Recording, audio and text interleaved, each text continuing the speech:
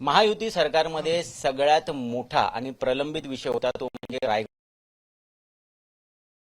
मोर्तब झालेला आहे आणि शिवसेनाचे नेते आणि मंत्री भरतशेठ गोगावले यांच्या गळ्यात रायगड पालकमंत्रीपदाची माळ पडलेली आहे। स्वतः भरतशेठ गोगावले आपल्या सोबत आहेत, जॅकेटमध्ये दिसत आहेत आणि त्यांनी प्रण केलेला होता खरं तर की जोपर्यंत पालकमंत्री बनणार नाही तोपर्यंत मी जॅकेट घालणार नाही। जॅकेट तर तुम्ही घातलेलं आहे, परंतु त्या पद्धतीने मागच्या वर्षांपासून तुम्हाला करावा लागला। त्या संघर्षानंतर आता हे पालकमंत्रीपद मिळाल्यानंतर पहिली प्रतिक्रिया, पहिली भावना काय म्हणाल? भावना काय नाही, सबुरी का फल मिठा होता है, भगवान के घर में देर है अंधेर नहीं है, त्या उक्तीप्रमाणे झालेलं आहे। आणि ठीक आहे, काही कारणं असतात, काही अडथळे असतात, ते दूर झालेले आहेत। आणि काल आमचं पहिल्या सोमवार आणि चांगली भाव आहे।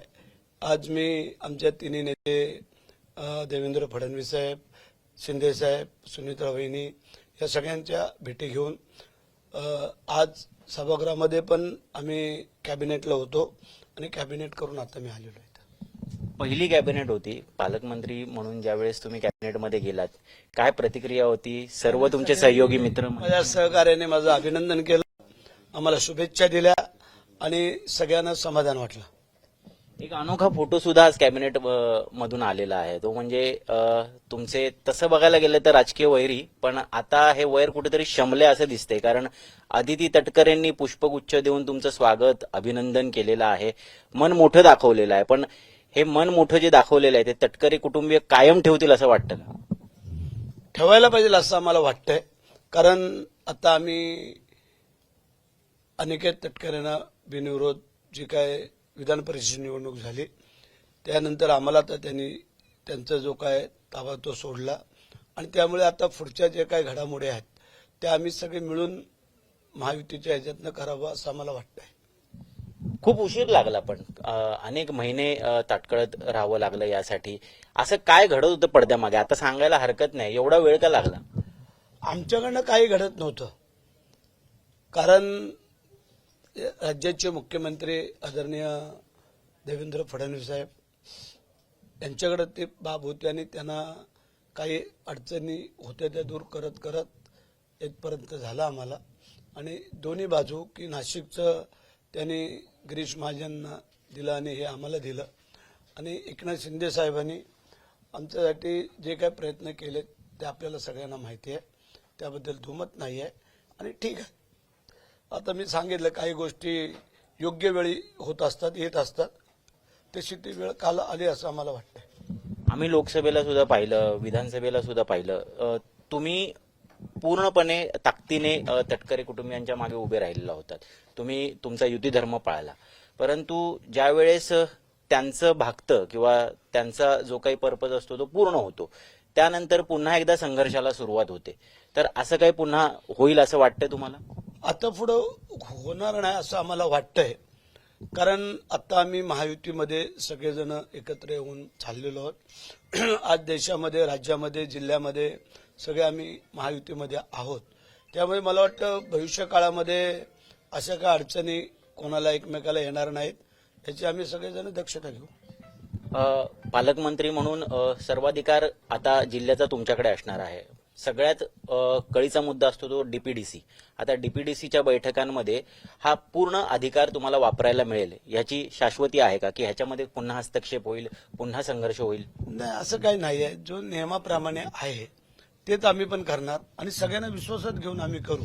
आमचे 7 आमदार, 2 खासदार, विधान परिषद, जिल्हा परिषद सदस्य, अध्यक्ष, ह्या सगळ्यांना बरोबर घेऊन आम्ही जर करायचं ठरलं तर मग काही प्रश्न येणार नाही।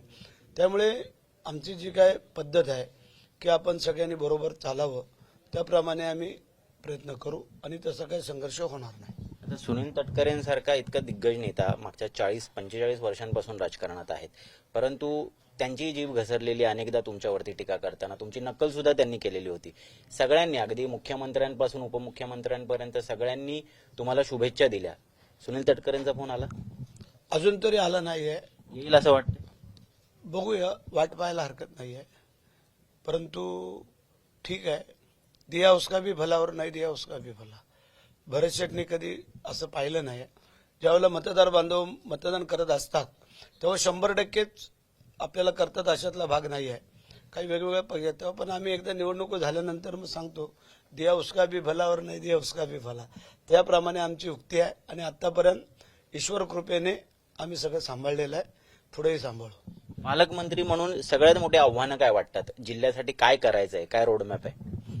रोडमॅप पहिलं तर आमचा मुंबई गोवा हायवे गणपतीच्या अगोदर व्यवस्थित करणं, चाकरमान्यांच्या व्यवस्थेसाठी आणि मग जिल्ह्याच्या विकासाबद्दल, काही औद्योगिक क्षेत्राबद्दल, शेती क्षेत्राबद्दल, नोकऱ्यांबद्दल ह्या ज्या काही गोष्टी आहेत आणि मग जी काय आपलं पर्यटन क्षेत्र आहे ते पर्यटन क्षेत्राला कशी चालना मिळेल, वाढ मिळेल.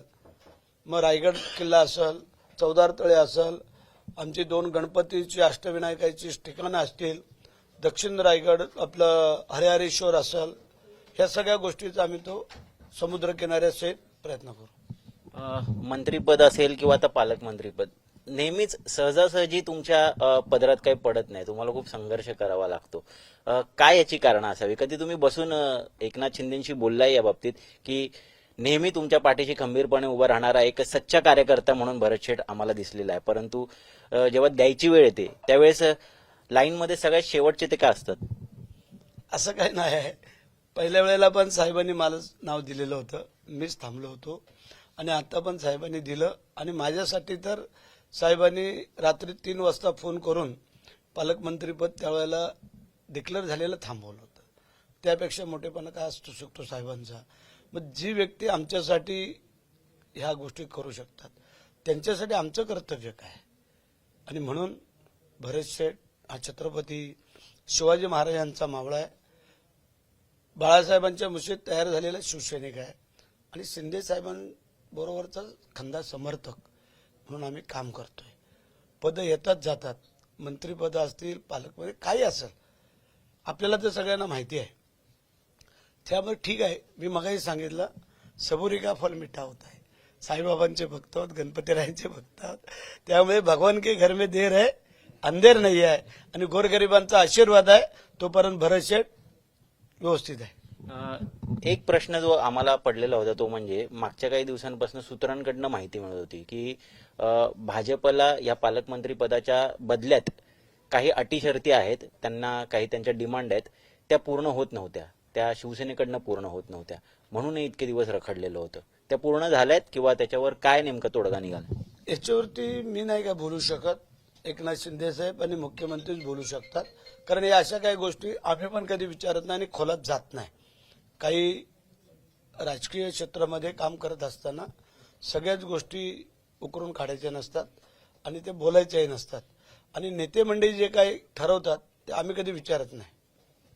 रायगडमधला महायुतीतला कलगीतुरा आता संपला, सगळ्या वादावर पडदा पडला अखेरचा, असं समजायचं?